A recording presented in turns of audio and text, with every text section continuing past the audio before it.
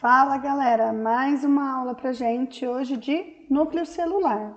Lembrando um pouquinho das aulas anteriores, a gente está vendo os componentes da célula e o núcleo celular é mais um componente da célula. Lembrando que ele só está presente nas células eucariontes. Por que esse núcleo é tão importante dentro da célula? Primeiro, ele é exclusivo de células eucariontes e porque ele contém material genético. Esse material genético, composto por moléculas de DNA e proteínas, e controla a atividade da célula, responsável também pela reprodução celular e controle da hereditariedade. Então, as características que nós temos, que são passadas dos pais para os filhos, estão dentro do núcleo da célula. E é esse núcleo que vai comandar todas as atividades dentro dessa célula. Bom, a estrutura do núcleo, do que ele é composto? Primeiro, o envelope nuclear, a parte de fora aqui do nosso núcleo, né? A membrana nuclear. Ela possui poros que vão fazer com que haja um controle de entrada e saída de substâncias dentro desse núcleo. Essas substâncias são essenciais para o funcionamento do nosso núcleo.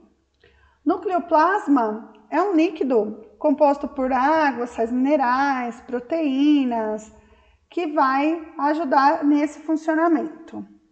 O nucleolo, ele já foi muito discutido, antes achava-se que ele não representava nada, hoje a gente já sabe que ele é o local de síntese de uma molécula chamada RNA ribossômico.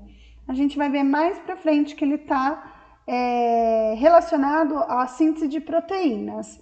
Então, o nucleolo ele é responsável pela fabricação desse RNA ribossômico. A gente encontra ribossomos, que são responsáveis pela síntese de proteínas também aqui no núcleo, e cromatina. Cromatina é um emaranhado de filamentos de DNA.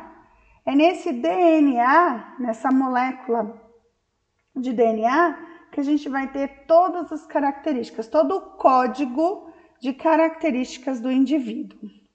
A cromatina, ela pode ser dividida em duas partes, eucromatina e heterocromatina. Cromatina é um material altamente curável, então ele pega cor muito fácil.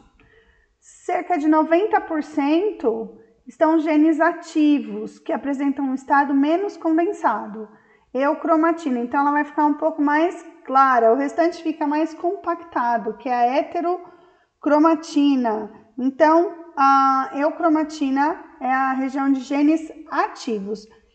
Um exemplo, dentro de uma célula, eu vou ter todas as informações, mas eu posso ter partes que estão ativas e partes não ativas. Por exemplo, na pele eu preciso de um pigmento chamado melanina, que vai ajudar na proteção contra raios ultravioletas e tal.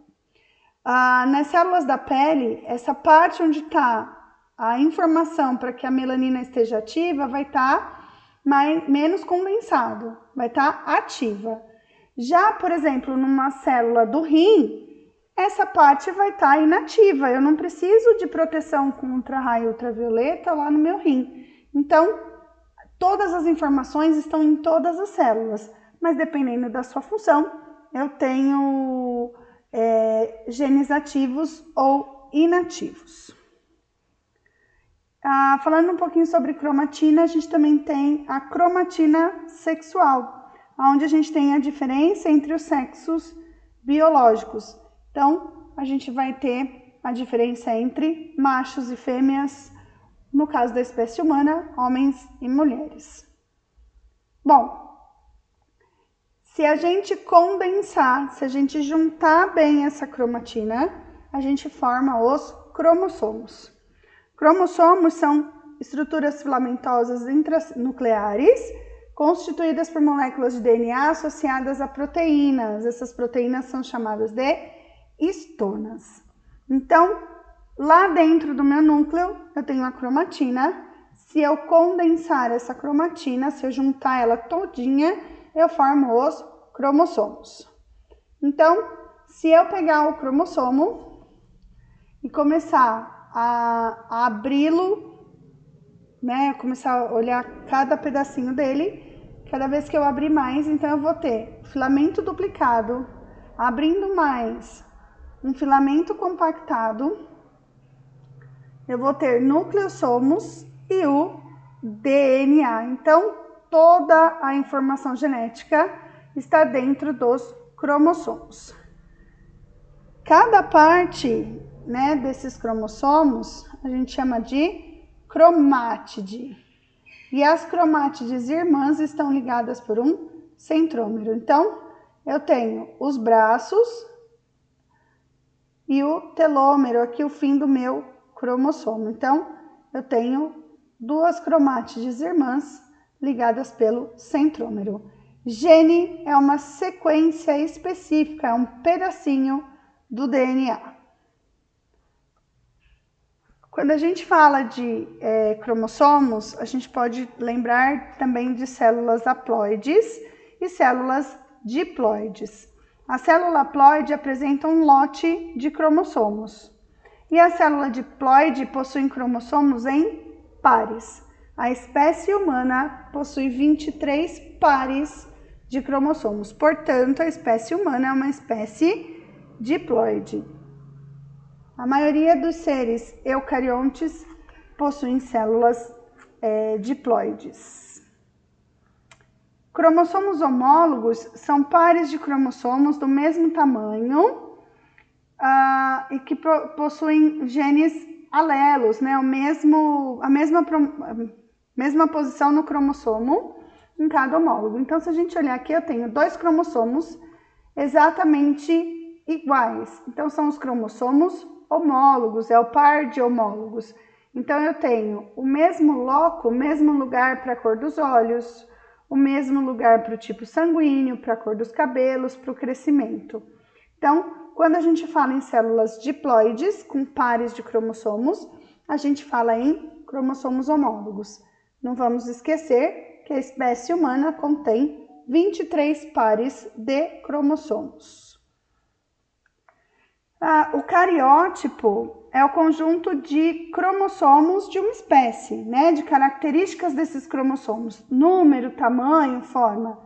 Eu acabei de falar que a espécie humana possui 23 pares, então estão aqui representados aqui os 23 pares de cromossomos humanos. E cada par de homólogos, eles têm o mesmo tamanho. E aqui no final, o 23º par é o par que a gente chama de par sexual. É o par que vai determinar o sexo biológico dos seres humanos. No caso, como é um humano do sexo masculino, ele tem um cromossomo do tipo X e um cromossomo do tipo Y. Se fosse uma mulher, seriam dois exatamente iguais, X e X. O genoma são todas as informações contidas na célula.